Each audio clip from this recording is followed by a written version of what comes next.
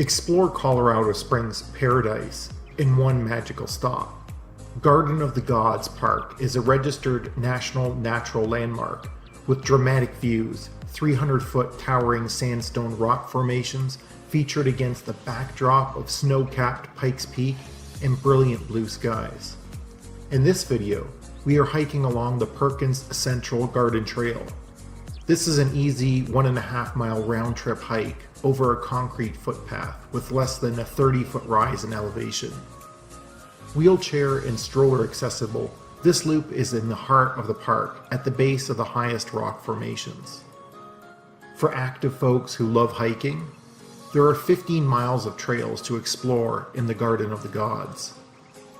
The park also has many excellent climbing routes, and a half-day private climbing adventure is just $170. For those a little less adventurous but still want to enjoy the park in a different way, there are electrical bike tours, Segway tours, and Jeep tours that help you explore the park. The Garden of the Gods opens at 5 a.m. and closes at 10 p.m., and admission is free.